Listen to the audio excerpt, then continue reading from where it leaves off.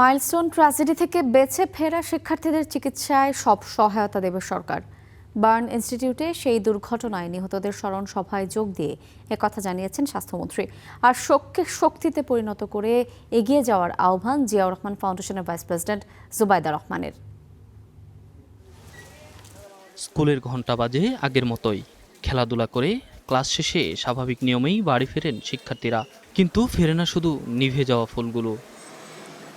মাইলস্টোনের সেই কালো দুপুরের 1 বছর পেরিয়ে গেলেও হারানো সন্তানের স্মৃতি এখনও তাড়া করে ফেরে তাদের। স্মরণ সভায় সেই দুঃসহ স্মৃতি তুলে ধরেন শিক্ষার্থী, অভিভাবকরা। আমাকে বলেছিল, বাবা আমাকে আইসিইউতে কেন আনলে, এখানে তো তোমার অনেক টাকা খরচ হবে। সেদিনের সেই ভয়াবহ ছবি আর মনে করতে চাই না। আমার পূর্বের আকার তো আর ফেরত পাবো না। দায়িত্ববোধ আর পরম মমতায় সেদিন হার মানেনি শিক্ষকরাও। শেষ মুহূর্ত পর্যন্ত সন্তানের মতো আগলে রেখেছিলেন শিক্ষার্থীদের। কেউ পাড়ি জমিয়েছেন পরপারে, আর যারা বেঁচে ফিরেছেন এখনও ফিরতে পারেননি সুস্থ জীবনে। নাভিদ পুড়ছিল আমার চোখের সামনে, আর আমাকে বলছিল, স্যার কি হলো? স্যার আমি পুড়ে যাচ্ছি। এ সভায় উপস্থিত বিভিন্ন দেশের হাই কমিশনাররা স্মরণ করেন মাইলস্টোন ট্র্যাজেডির সেই দিনটিকে। ঘোষণা দেন যে কোনো বিপদে পাশে থাকার।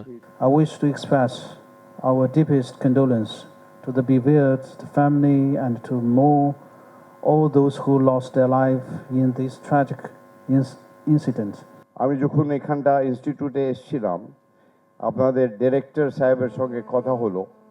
উনি বললেন যে আমি ওই সময় ছিলাম, মাত্র 3 মাস হয়েছিল। আমি উনাকে বললাম যে এই ট্রমাটা আপনার কাছে চিরদিন থাকবে।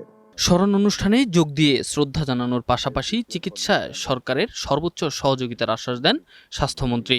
আমাদের সরকার, আমরা পিছিয়ে থাকবো না। We must extend hour hands of cooperation to help this affected persons of babies. তাদের জীবনের উন্নতির জন্য এবং রিহেবিলিটেশনের জন্য যদি কিছু করতে হয়, ইনশাল্লাহ আমরা আমাদের সরকারের পক্ষ থেকে করব। আর প্রধান অতিথির বক্তব্যে জিয়াউর রহমান ফাউন্ডেশনের vice president doctor Zubaida Rahman শুরুতেই শ্রদ্ধা ভরে স্মরণ করেন শহীদদের।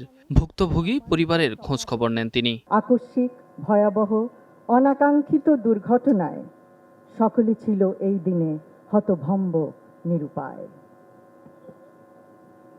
মৃত্যুবরণ করেছেন যারা, তাদের পরিবারের প্রতি সমগ্র জাতি সমবেদনা জানাচ্ছে।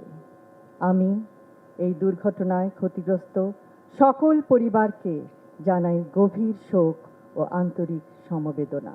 2025 সালের 21 জুলাই বিমান বিধ্বস্তের সেই ঘটনায় 28 জন শিক্ষার্থী, 3 জন শিক্ষক সহ প্রাণ হারান 36 জন। Enamul Haque, star news, Dhaka.